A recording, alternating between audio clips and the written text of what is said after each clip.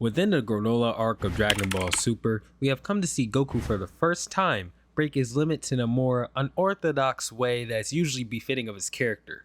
In most arcs, Goku will unlock a new form that bestows him with a massive power boost, and that's the end of it.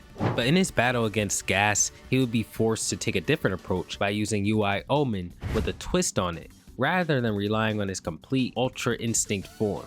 In this video, I'll be explaining, comparing the two, and then sharing my thoughts on which form I believe is better overall depending on the situation, and where I think the series will be taking these forms. With that said, since I value the time of both you and I, let's cut the intro short and get into the video. Mastered Ultra Instinct is a transformation that Goku would achieve as a result of fighting Jiren and having his limits pushed beyond his capacity multiple times in the span of a 48-minute battle royale called the Tournament of Power.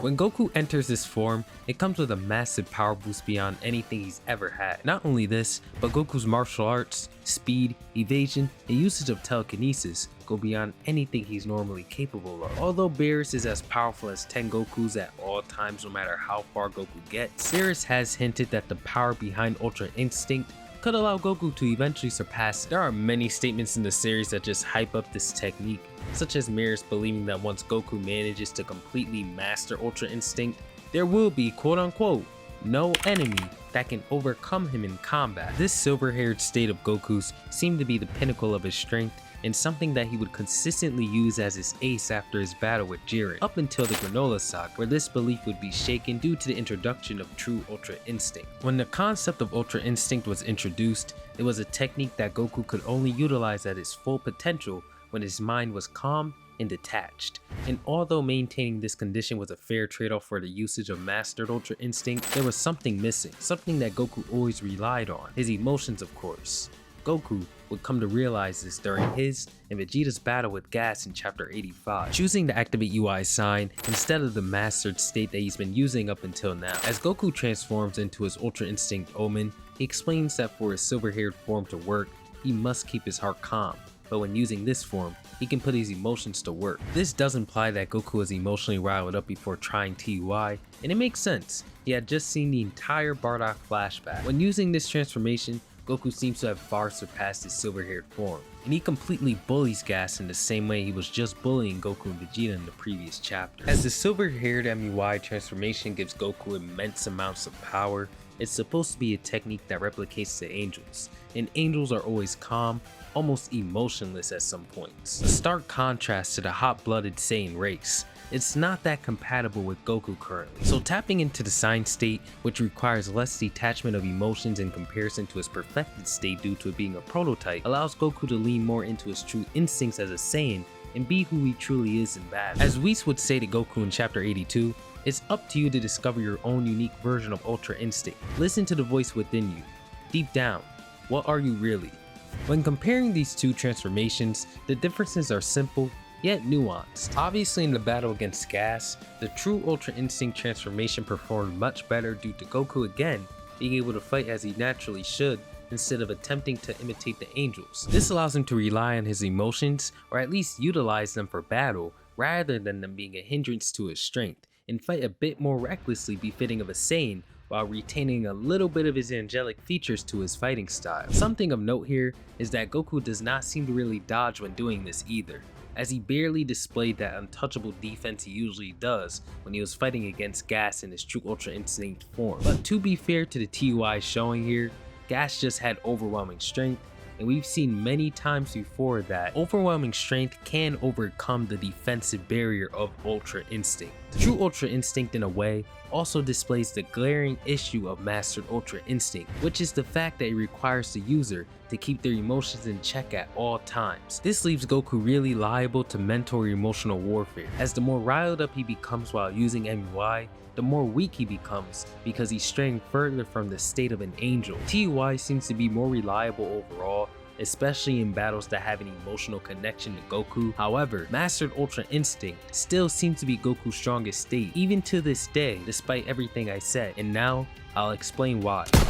Goku, when fighting against Gohan in the most recent chapters, would go straight into this form rather than TUI, which is the consistent correct choice when it comes to his character because it's a friendly spar between him and his son, nothing serious or emotionally taxing. So he'd be able to utilize his form at its peak without much trouble. But on top of this, Beerus would state something along the lines of, "Is this the best Goku can do right now?" And Whis would confirm so. Not to mention, Superhero is a couple of years after the Granola Saga, and judging by how much Goku and Vegeta grew in between arcs of Super before, where they'd have like a couple of months to train, I'm sure Goku has made a lot of progress when it comes to his raw strength, his utilization of Ultra Instinct, and his transformations. But Chapter 103 seems to leave Goku's current level of strength open-ended, with him stepping out of the fight against Gohan so Broly can train with him. In this chapter, or the one before, does not display any instances of Goku using TUI whatsoever, so when it comes down to it, MUI seems to be Goku's go-to currently after all the training he's done in the past couple of years. And honestly, it seems to be overall stronger than TUI as well. But TUI as of now can be a backup option that can be called upon and utilized in the event that Goku is emotionally disturbed, allowing him to at least pull out most of his strength by combining the Omen form with an anger boost. But if Goku's able to keep perfect control of himself in battle, that silver-haired state will be stronger than TUI. From what I see, there are two transformations or states of being that work in different situations, and I find that to be pretty cool and different from what we're used to in Dragon Ball, which is one of many reasons I appreciate the introduction of TUI into the story, as this can add a different story element and more nuance to more of Goku's upcoming battles in Super. If I had to say which is better in terms of my own opinion, I'd say TUI for a couple of reasons. It's a way more flexible transformation that allows Goku to fight the way he usually does, while having some of the angelic strength that comes with the form of Omen. He doesn't really have to worry about maintaining a specific mental state or anything like that while being in battle. And really, with some of these recent ruthless villains in Super, that may be difficult for Goku to do. I also enjoy the reckless fighting style of TUI, as it's just different from what we've seen Goku work toward the entire story. It changes things up a bit while still keeping Goku on the goal to master Ultra Instinct as a whole. However, I don't think TUI is the end goal. I don't think Goku going back into his Saiyan roots is going to be the answer to his strength. I think it'll just be an alternative form for Goku to use when he's riled up and losing control over his emotions. I can see the potential that these two forms have for both the story and Goku as a character. Speaking of the future of these transformations, I believe that they'll both be relevant, and Goku will master his ki control with TUI at some point to make the form overall more efficient. Goku, even to this day, seems to pull out any transformation he feels like pulling out, so I can't see a point where he completely disposes of TUI.